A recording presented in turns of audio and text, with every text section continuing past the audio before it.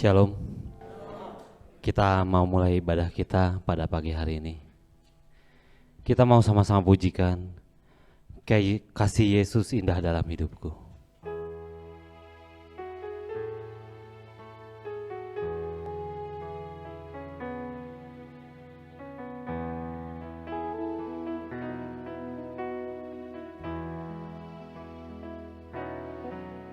Kasih Yesus indah dalam hidupku, menghiasi hati dan jiwaku. Ku tak dapat hidup tanpa kasih-Mu, Tuhan. Pegang tanganku sepanjang jalanku. Kasih Yesus indah, kasih Yesus indah dalam hidupku, menghiasi hati dan jiwaku. Hati dan jiwaku. Ku tak dapat hidup tanpa kasih-Mu, Tuhan. Pegang tanganku sepanjang jalanku. Kasih Yesus, kasih Yesus mengalir dalamku, seperti sungai yang tak pernah kering. Kasih Yesus membabat hatiku, dalam kasih-Mu ku merasa teduh. Kasih Yesus, kasih Yesus mengalir dalamku, seperti sungai yang tak pernah kering. Kasih Yesus membabat hatiku, dalam kasih. Mari kita sama-sama bangkit berdiri. Kasih Yesus mengalir dalamku. Kasih Yesus mengalir dalamku, seperti sungai yang tak pernah kering. Kasih Yesus membabat hatiku, dalam kasih-Mu ku merasa teduh. Kasih Yesus mengalir dalamku. Kasih Yesus mengalir dalamku, seperti sungai yang tak pernah kering. Kasih Yesus membabat hatiku, dalam kasih-Ku ku merasa teduh. Kasih Yesus mengalir dalamku.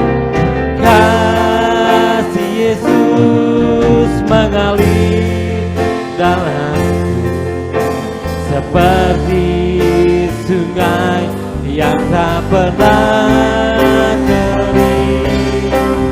Kasih Yesus membabat hatiku, dalam kasih-Mu ku merasa teduh. Dalam kasih-Mu ku merasa teduh. Dalam kasih-Mu ku merasa teduh. Dalam kasih-Mu ku merasa teduh. Dalam kasih-Mu ku merasa teduh. Benar Tuhan Yesus, dalam kasih-Mu Tuhan Yesus kami merasa teduh Tuhan. Biarlah Tuhan Yesus kasih Tuhan selalu menyertai kami. Biarlah kami terus di dalam pelindungan Tuhan, penyertaan tangan Tuhan. Biarlah Tuhan hari ini Tuhan Yesus kami merindukan kasih-Mu Tuhan Yesus. Kami merindukan kabar baik dari Engkau Tuhan Yesus. Kami merindukan firman-Mu Tuhan Yesus. Boleh hari ini Tuhan Yesus kami juga belajar untuk memuliakan meninggikan Engkau Tuhan Yesus. Biarlah Tuhan kami mau serahkan ibadah kami. Kami mulai ibadah kami di dalam nama Tuhan Yesus. Haleluya. Amin. Amin. Jangan dulu duduk ya. Kita mau katakan Tuhan Yesus adalah Allah segala bangsa. Kita pujikan layaklah segala bangsa untuk memuji Engkau Tuhan Yesus.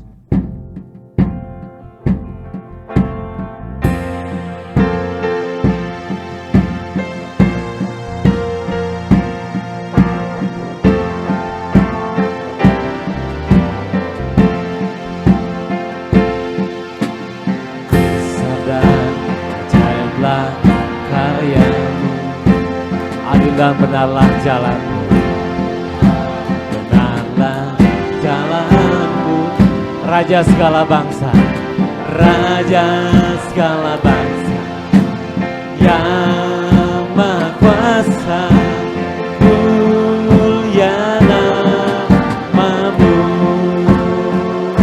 besar dan ajaiblah karyamu, adil dan benarlah jalanmu.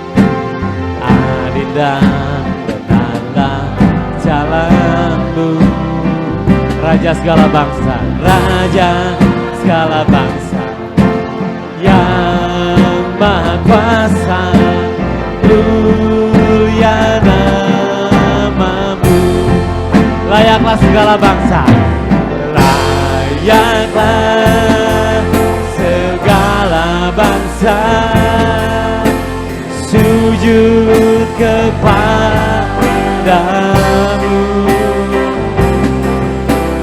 sebab Kau Allah yang kudus, layak disembah. Besar dan ajaiblah karyamu, besar dan ajaiblah karyamu, adil dan benarlah jalanmu, Raja segala bangsa, yang Maha Kuasa, mulia namamu, layaklah segala bangsa, layaklah segala bangsa, sujud kepadamu, sebab Kau Allah yang kudus, layak disembah, layaklah segala bangsa, layaklah segala bangsa, sujud kepadamu,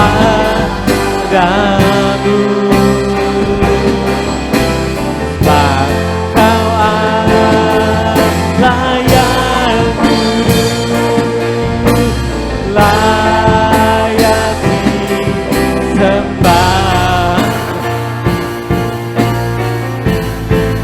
Dia adalah Allah yang layak, Allah yang layak ditinggikan. Dia adalah Raja segala bangsa, Dia adalah Raja segala raja, layaklah segala bangsa, segala bangsa, sujud kepadamu, sebab Kau Allah yang layak, layak kudus, layak disembah, sebab Kau Allah yang kudus, sebab Kau Allah yang kudus, layak disembah, sebab Kau Allah yang kudus, sebab Kau Allah yang kudus, layak disembah. Berikan kemuliaan buat Allah kita. Haleluya. Kita mau mendengarkan firman Tuhan. Sebelumnya kita akan pujikan Yesus, Kau sungguh baik.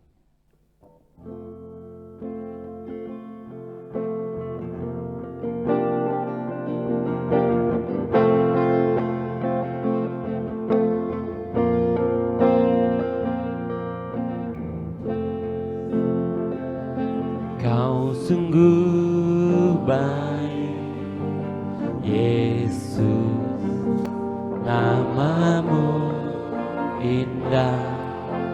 Yesus, ku cinta Kau selalu, ku tinggikan, ku agungkan selamanya. Yesus, Kau sungguh baik. Yesus, Kau sungguh baik. Yesus, namamu indah. Yesus, ku cinta Kau selalu, ku tinggikan, ku agungkan selamanya. Ku mau memujimu, ku selalu pujimu.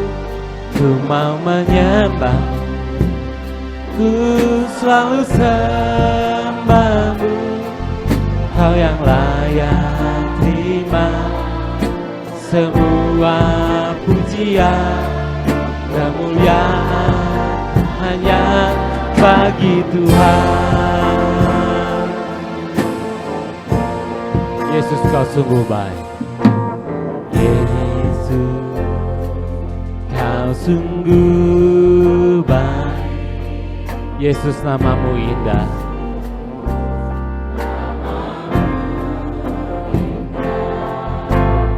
Yesus, ku cinta Kau selalu, ku tinggikan, ku agungkan selamanya. Ku mau memujimu, ku selalu pujimu. Ku mau menyembahmu, ku selalu sembahmu. Kau yang layak terima semua pujian, kemuliaan hanya bagi Tuhan. Ku mau memujimu, ku mau memujimu. Ku selalu pujimu, ku mau menyembahmu. Ku selalu sembahmu. Kau yang layak terima semua pujian, kemuliaan hanya bagi Tuhan. Ku mau memujimu, ku mau memujimu. Ku selalu pujimu, ku mau menyembahmu. Ku selalu sembahmu. Kau yang layak terima semua pujian, kemuliaan hanya bagi Tuhan. Ku mau memujimu, ku selalu pujimu, selalu pujimu. Ku mau menyembahmu, ku selalu sembahmu.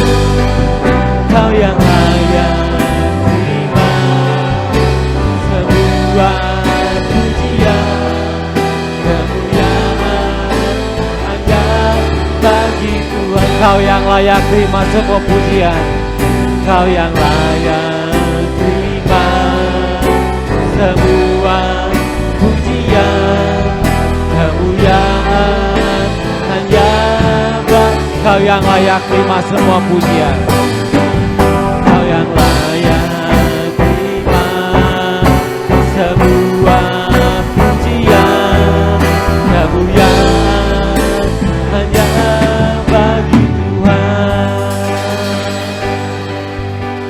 Mari kita berikan pengagungan buat Tuhan.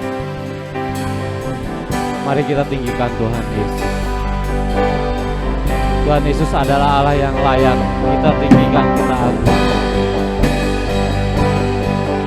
Tuhan Yesus, terima kasih. Glory haleluya. Sungguh Engkau baik Yesus. Glory haleluya. Glory haleluya. Engkau layak kami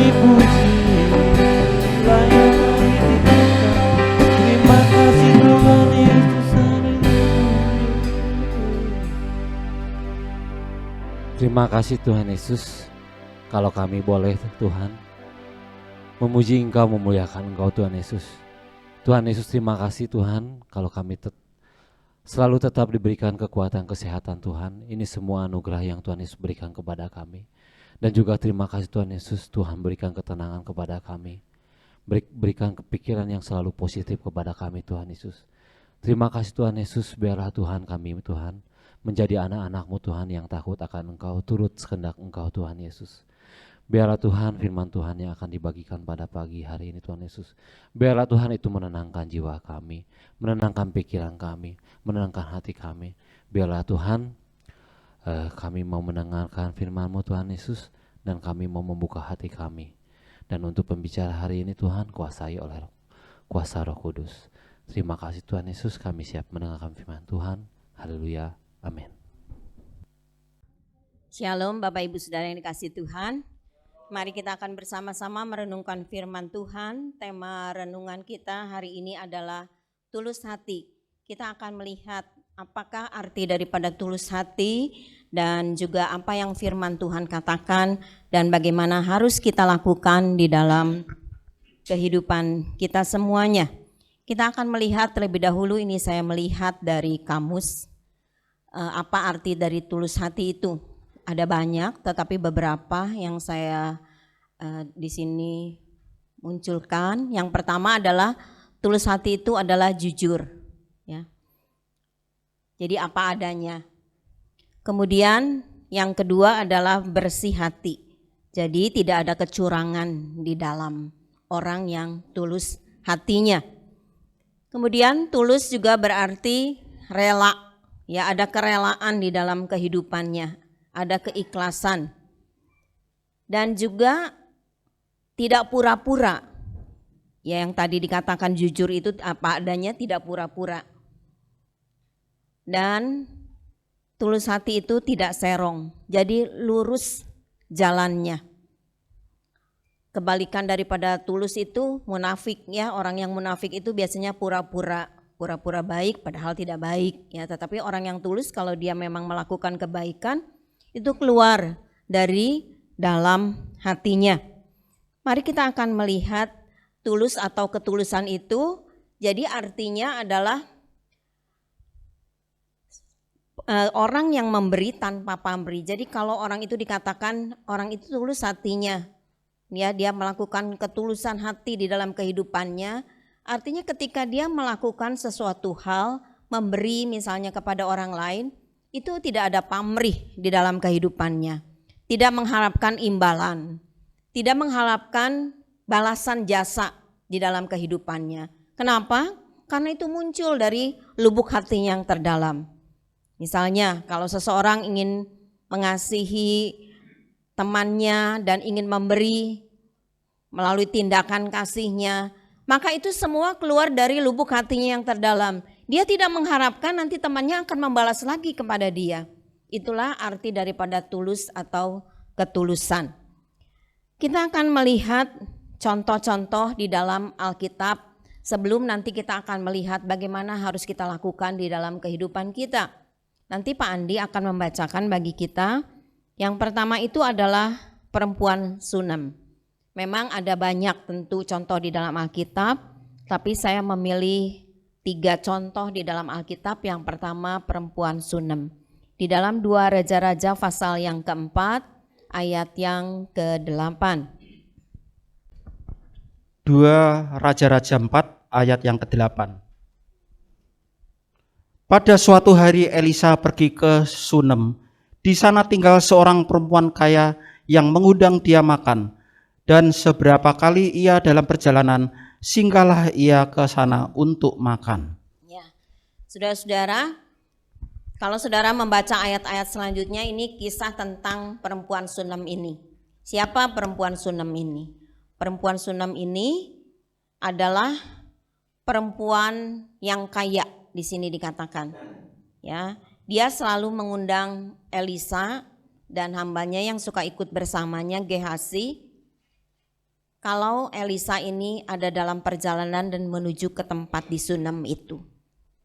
Dan dikatakan di sini yang luar biasa adalah seberapa kali ia di dalam perjalanan, singgahlah ia ke sana untuk makan. Jadi artinya tidak cuma sekali dua kali, tapi setiap kali Elisa di dalam pelayanan dan lewat daerah itu, maka perempuan itu selalu mengundang abdi Allah ini untuk makan bersama-sama, menjamu bersama-sama. Kemudian pada satu kali perempuan yang kaya ini berkata kepada suaminya, saya tahu orang yang datang ke sini ini bersama-sama dengan kita makan adalah abdi Allah. Mari kita bangun satu kamar di atas, ya di loteng di atas. Dan setelah mendapatkan izin dari suaminya, maka dibangunnyalah sebuah kamar di atas. Kalau saudara membaca di selanjutnya itu ada diceritakan di situ, ya. Sebuah kamar untuk tidur. Supaya kalau abdi Allah ini dalam perjalanan pelayanan ada tempat untuk istirahat. Ditaruhnya tempat tidur, katanya meja, kursi. Dan Elisa ini melihat bagaimana kebaikan hati daripada perempuan ini. Tapi apakah perempuan ini tulus atau tidak? Pada satu kali Elisa bilang, wah orang ini kan baik, begitu baik kepadanya. Kemudian dia mengatakan apa yang harus diperbuatnya, ya. Tapi si perempuan itu bilang, nggak harus membalas apa-apa. Elisa ini dekat hubungannya dengan raja, dengan para pembesar. Jadi dia katakan, kamu pengen apa? Ya, nanti saya akan katakan gitu. Barangkali ada hal yang bisa dibantu. Tapi perempuan ini tidak mau dibalas. Segala kebaikannya itu artinya dilakukan dengan ketulusan. Tanpa pamrih, tanpa mau dibalas, gak usah ada imbalan. Sampai akhirnya tapi Elisa kemudian di dalam doanya kepada Tuhan mengatakan bahwa perempuan yang tidak punya anak ini akhirnya punya anak. Itu cerita selanjutnya. Tetapi cerita ini di dalam ketulusan hati daripada perempuan yang kaya ini, dia sungguh-sungguh menolong dengan tulus hati. Tidak ingin diberi, bahkan ketika ditawarkan oleh Elisa, perempuan ini mengatakan gak usah. Luar biasa, ini adalah satu contoh yang baik. Bagaimana perempuan ini menolong dengan ketulusannya, dengan kerelaannya. Dia tidak pura-pura, dia sungguh-sungguh seberapa kali, seberapa banyak pun abdi Allah ini, pelayan Tuhan ini datang ke tempatnya, bahkan disediakan tempat untuk tidur. Ya, ditempatkan tempat untuk istirahat. Mari kita akan melihat contoh yang lain, ya, yaitu Raja Daud di dalam 1 Tawarikh pasal yang ke-29 ayat yang ke-9. 1 Tawarikh 29 ayat 9. Bangsa itu bersuka cita karena kerelaan mereka masing-masing, sebab dengan tulus hati mereka memberikan persembahan sukarela kepada Tuhan. Juga Raja Daud sangat bersuka cita. Ya, Bapak Ibu Saudara, ini adalah satu kisah di mana di akhir hidup daripada Daud, ya, hampir mengakhiri kehidupannya. Dia tahu bahwa Tuhan bilang kepada dia bahwa dia tidak akan bisa membangun bait Allah, ya, tetapi nanti anaknya Salomo lah yang akan membangun bait Allah. Memang ada satu kerinduan dari Raja Daud bahwa dia ingin membangun bait Allah. Kalau dia punya istana, satu kerinduannya adalah bahwa Allah harus hadir di satu tempat yang indah, yang megah juga. Tetapi ketika Tuhan mengatakan hal seperti itu kepada dia, dia menerimanya dan kemudian dia mempersiapkan segala sesuatunya untuk pembangunan bait Allah. Kemudian dia berkata kepada rakyatnya, bahwa Salomo ini masih muda. Nanti ketika dia menggantikan mungkin ada hal-hal yang kurang dan lain sebagainya. Tetapi bait Allah itu harus dibangun. Dan apa yang dilakukan oleh Raja Daud adalah dia rela memberikan terlebih dahulu. Ya, dia memberikan contoh, dia memberikan emasnya, dia memberikan peraknya untuk membangun bait Allah. Ya. Dan setelah itu kemudian maka rakyat kemudian memberikan persembahan sukarela tadi dikatakan.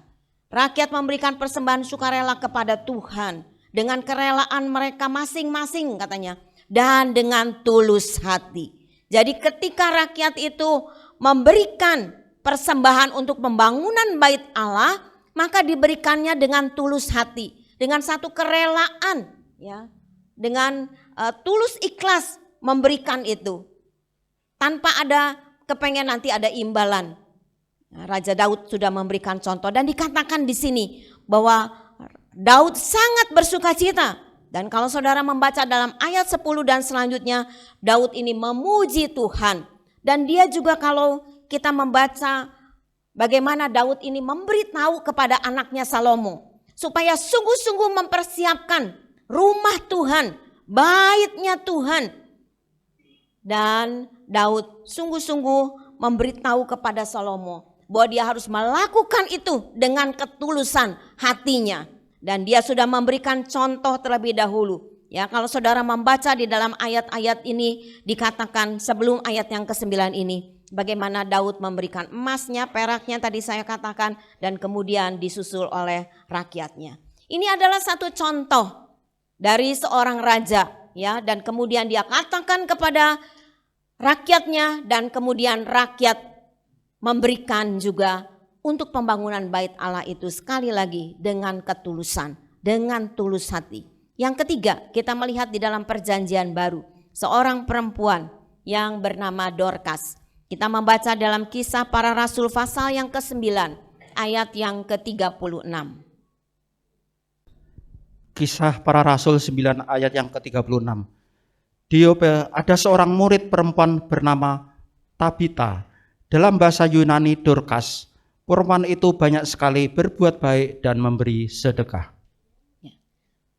Saudara, ini adalah seorang perempuan yang sudah percaya kepada Kristus dan dikatakan perempuan ini orang yang baik.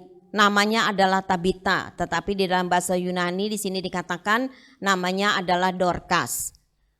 Dan dia berbuat baik dengan menjahitkan baju-baju terutama bagi para janda, memberikan itu semua kepada mereka. Di sini dikatakan pada satu hari Dorcas ini sakit kemudian mati. Ya, ketika dia sudah meninggal, kemudian dimandikan dan mayatnya itu ditaruh di ruang atas. Semua ibu-ibu yang mendapatkan belas kasih daripada ibu Dorcas ini menangis. Dan waktu itu Petrus ada di daerahnya tidak jauh dari Yope ini, tempat di mana Dorcas ada. Dan mereka menyuruh orang untuk memanggil Petrus. Petrus datang dan kemudian dikatakan di sini kalau saudara membaca ayat-ayat ini bagaimana para perempuan-perempuan itu, terutama perempuan-perempuan janda itu memperlihatkan baju-baju yang dibuatkan oleh Dorcas, ibu Dorcas ini. Kemudian kisah ini berakhir bagaimana Petrus kemudian naik ke ruang atas itu dan dia berlutut, dia berdoa dan mengatakan, "Tabita, bangkitlah." Lalu Tabita membuka matanya dan ketika melihat Petrus ia bangun dan duduk. Melalui peristiwa ini banyak orang yang percaya kepada Tuhan Yesus. Kita melihat bagaimana kisah seorang ibu yang bernama Dorcas atau Tabita ini yang memberikan kebaikannya dengan tulus hati. Ya, hatinya yang baik itu digunakannya untuk pelayanan.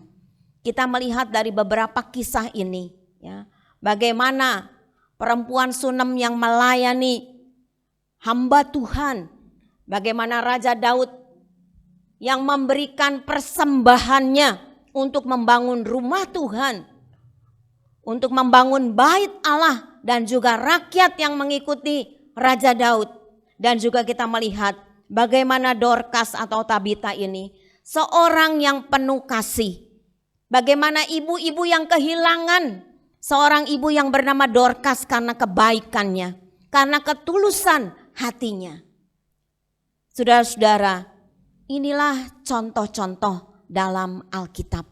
Bagaimana Daud, perempuan Sunem, ibu Dorcas ini juga memberikan kasihnya kepada orang-orang dengan ketulusan hatinya. Mari kita akan melihat bersama-sama, ya, bagaimana kehidupan kita ini. Saudara, kepada siapa kita harus melakukan ketulusan hati kita. Di mana tempatnya? Apa yang harus kita lakukan? Dan kita melihat kepada diri kita sendiri. Yang pertama di dalam keluarga kita terlebih dahulu. Dalam hubungan suami dan istri. Ya, saya mengharapkan para istri di tempat ini ketika memasakkan masakan untuk suami tidak bersungut-sungut. Masak lagi. Jangan ya ibu-ibu, tetapi dengan sukacita yang daripada Tuhan. Saya pernah mendengar kesaksian dari seorang ibu yang ketika memasak sambil memuji Tuhan ya. Dan itu dipersembahkan untuk suami, untuk anak-anak. Kalau yang udah jadi oma, opa mungkin ya untuk cucu-cucunya. Dengan ketulusan hati, dengan kerelaan ya. Tidak memikirkan ya nggak apa-apa lah masak, nanti awal bulan nanti saya dapat gaji dari suami. Bapak Ibu Saudara, itu artinya menerima imbalan meskipun memang itu dipergunakan ya di dalam rumah tangga. Tapi fokusnya, tujuannya bukan untuk itu Bapak Ibu Saudara. Tetapi melakukan itu. Begitu juga para suami. Aduh, saya yang capek, istri mah enak-enaknya di rumah. Nah, saudara-saudara, kalau kita melakukan itu, bekerja, merasa kenapa ya saya kerja terus, istri saya, anak-anak saya enak. Saya yang kerja, saya yang capek. Saudara, itu tidak ada ketulusan. Memang kita kalau masih muda, ada waktunya nanti pensiun ya. Sebelum waktu pensiun itu harus bekerja, ya bekerjalah dengan tulus hati. Ya untuk anak, untuk istri, untuk keluarga kita. Kemudian di dalam hubungan orang tua dengan anak. Kita punya orang tua pasti. Semua yang hadir di sini termasuk saya, kita punya orang tua.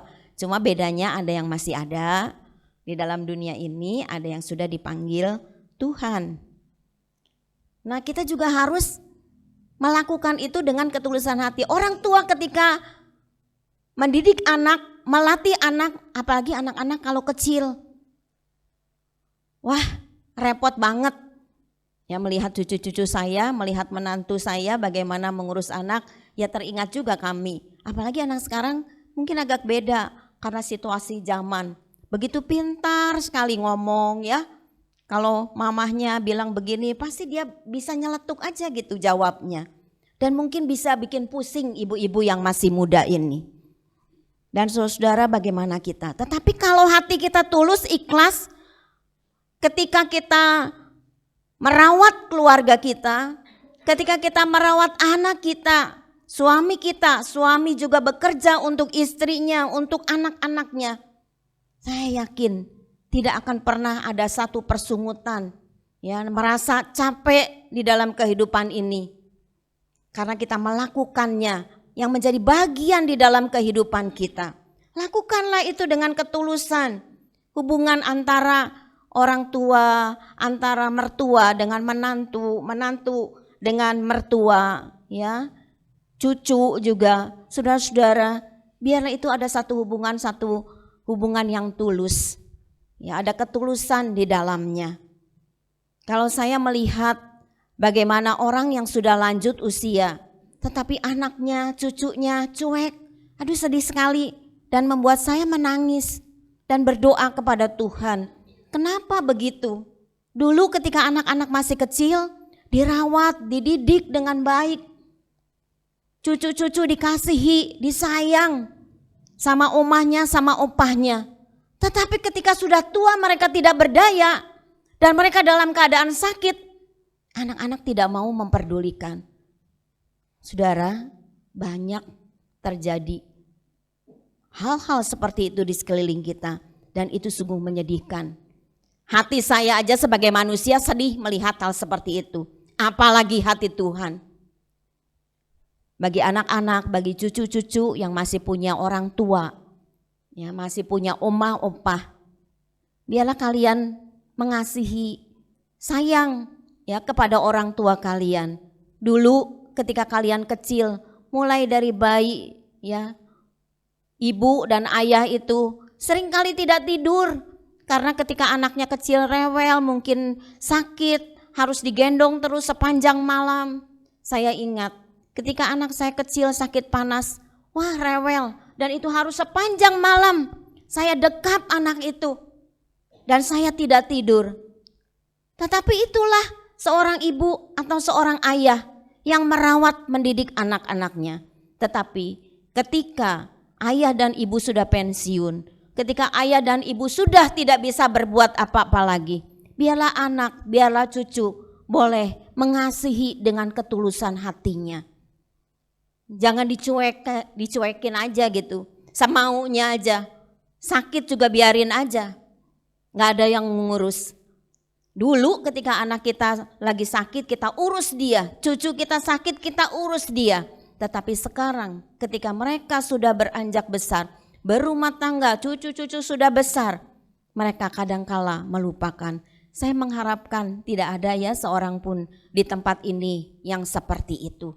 Itulah yang harus kita lakukan. Ketulusan hati kita, ya, mengasihi keluarga kita, berhubungan di dalam keluarga kita. Baik sebagai suami dan istri, orang tua, anak, menantu, cucu, kakak, adik kita, satu dengan yang lainnya saling mengasihi. Saya baru saja mendengar ada seseorang yang ditipu. Saya tanya, ditipunya sama siapa? Sama kakaknya, sama adik iparnya. Waduh, saudara, menyedihkan sekali.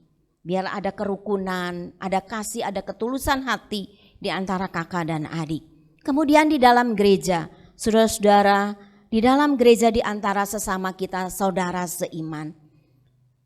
Ketika kita melayani di dalam gereja ini, ketika kita datang di dalam gereja ini, biarlah dengan kerelaan. Bukan karena saya orang Kristen nanti ditanya sama gembalanya, kenapa kamu gak datang-datang? Wah, daripada dicerewetin nanti sama bapak ibu gembalanya, udah aja saya datang. Itu artinya tidak rela datangnya. Tetapi saya yakin semua yang datang di sini adalah dengan kerelaan, dengan ketulusan hati bahwa memang kita ingin menghormati Tuhan, yang memuji Tuhan, mengagungkan Tuhan di dalam kehidupan kita. Maka kita datang ke gereja, maka kita melayani pekerjaan Tuhan dengan ketulusan hati kita. Kenapa? Dasarnya adalah kasih Kristus. Kristus telah terlebih dahulu mengasihi kita. Tadi WL mengajak menyanyikan pujian tentang Yesus sebagai Raja di atas segala raja, yang datang ke dalam dunia ini, yang mati disalib buat saudara dan saya. Dia sudah memberikan teladan terlebih dahulu kasihnya kepada kita. Dan dasar kasih Kristus itulah, ya, dengan kasih Kristus itulah kita melayani keluarga kita melayani gereja dan memperhatikan satu dengan yang lain. Beberapa waktu yang lalu saya sudah mengkhotbahkan tentang ini, ya, tentang mengasihi sesama saudara seiman, saling memperhatikan, mempedulikan. Mari lakukan itu dengan ketulusan hati. Kemudian yang lainnya di dalam dunia ini kita akan membaca apa? Dibacakan Matius pasal 10 ayat yang ke-16. Matius 10 ayat 16. Lihat, aku mengutus kamu seperti domba ke tengah-tengah serigala. Sebab itu hendaklah kamu cerdik seperti ular dan tulus seperti merpati. Ya, saudara-saudara, saya hanya akan mengambil tentang ketulusan seperti merpati. Kenapa firman Tuhan katakan tulus itu dibandingkan, diumpamakan dengan merpati? Di sini dikatakan bahwa kita ini orang-orang percaya di seluruh dunia ini, kita ini adalah domba-domba di antara serigala.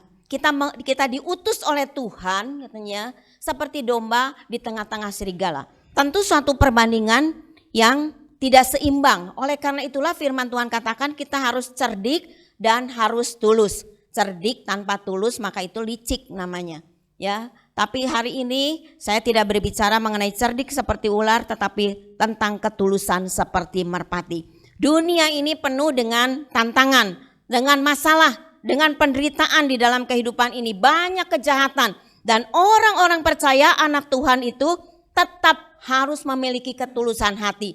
Di tengah orang-orang yang mungkin berbuat jahat kepada kita, ya, yang mungkin mencemooh kehidupan kita, tetapi tetap di dalam kehidupan kita.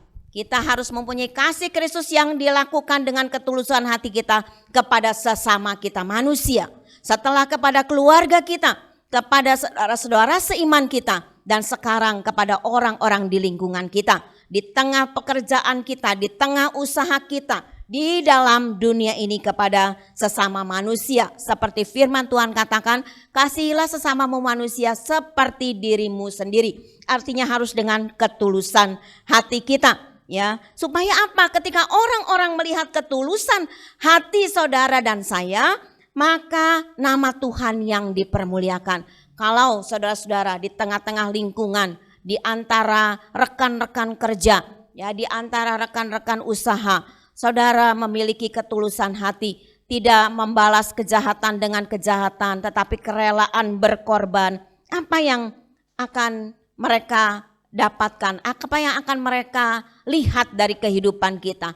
Maka akan mereka melihat kenapa orang ini bisa berbuat seperti itu. Dan ketika mereka mengatakan, oh dia orang yang percaya, orang Kristen, orang yang memiliki Kristus, maka nama Tuhan Yesus akan dipermuliakan. Seperti firman Tuhan katakan, ketika terang kita bercahaya, maka Bapa di surga dipermuliakan. Ya, saudara, mengapa tadi saya katakan kita tulus seperti merpati? Saya melihat, ya, ini saudara-saudara bukan dari saya, kita melihat merpati itu seperti apa. Merpati itu adalah lambang perdamaian. Merpati ini juga lambang kesetiaan. Jadi kalau dia sudah sama pasangannya ya itu aja.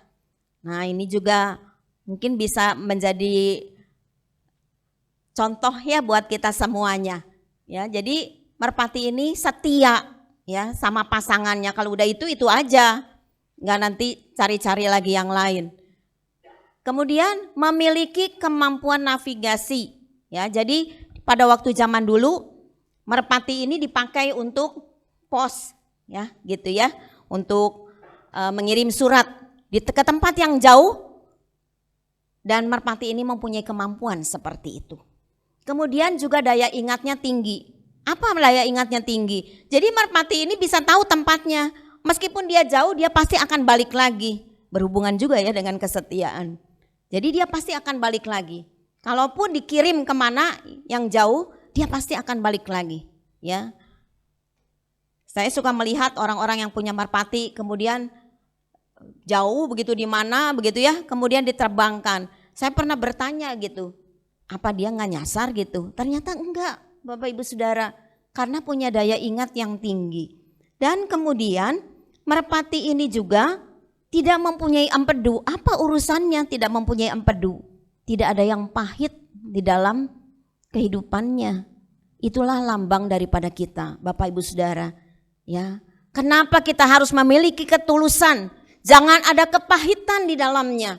Kalau ada orang sekali lagi yang jahat kepada kita, kalau kita pengen berbuat jahat kepada dia, kita membalas kepada dia, kemudian kita tidak mau mengampuni, itu artinya ada kepahitan di dalam kehidupan kita. Tetapi merpati tidak demikian. Itulah kenapa dikatakan kita harus tulus seperti merpati. Ya, dia tidak mempunyai empedu, tidak ada kepahitan, tidak ada sakit hati. Harusnya itulah yang ada di dalam kehidupan kita. Punya ketulusan, ya, tidak ada sakit hati dan kepahitan di dalam kehidupan ini. Ya, saya melihat satu kata-kata yang indah. Kata-kata ini berkata demikian. Ketulusan yang berasal dari dalam hati adalah sebuah permata yang bersinar dari dalam hatimu. Artinya kalau kita memiliki ketulusan di dalam kehidupan kita, dalam keluarga, di tengah masyarakat, di dalam gereja, maka dalam hidup kita ini seperti permata yang memancar, yang bersinar. Dan orang lain bisa melihat itu dari hidup kita. Ya, karena itu memancar dari dalam hati kita. Saudara, kita akan melihat bagian-bagian akhir hasil dari ketulusan hati. Apa yang firman Tuhan katakan, apa yang Tuhan janjikan. Yang pertama, diselamatkan. Mazmur 7 ayat yang ke-11. Mazmur 7 ayat 11. Perisai bagiku adalah Allah yang menyelamatkan orang-orang yang tulus hati. Amin. Saudara-saudara, ketika kita melakukan ketulusan hati, meskipun kita tidak ingin dibalas, tetapi Allah memperhitungkan itu semua kepada kita. Dia akan menjadi pelindung. Perisai itu adalah pelindung. Dia akan menjadi pelindung bagi saudara dan saya. Dia akan menyelamatkan orang-orang yang tulus hati. dari segala macam bahaya, dari segala penderitaan. Dunia penuh dengan penderitaan, dengan kejahatan di dalam kehidupan ini. Hari-hari yang kita lewati pada masa-masa pandemi ini. Tetapi ada janji firman Tuhan. Ketika kita melakukan firman Tuhan dan salah satunya adalah hidup kita penuh dengan ketulusan. Kita mempunyai ketulusan hati. Maka Allah kita itu akan menjadi pelindung di dalam kehidupan kita semuanya. Kita akan diselamatkan dari mara bahaya, dari apapun yang terjadi dalam kehidupan kita. Itu adalah janji Tuhan. Yang kedua, menerima kebaikan Tuhan. Mazmur 73 ayat yang pertama.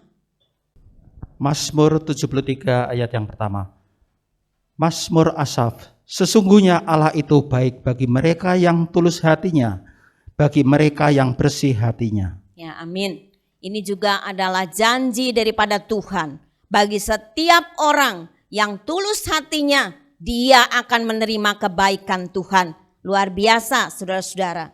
Bukan menerima dari manusia yang bisa berubah, tetapi menerima dari Tuhan yang tidak berubah itu. Yang janjinya itu setia, itu diberikan kepada Tuhan bagi orang yang tulus hati. Apa yang saudara dan saya perlukan, kebaikan Tuhan akan melimpah di dalam kehidupan kita. Yang ketiga, menerima sukacita. Mazmur 97 ayat yang ke-11. Mazmur 97 ayat ke-11. Terang sudah terbit bagi orang benar, dan sukacita bagi orang-orang yang tulus hati.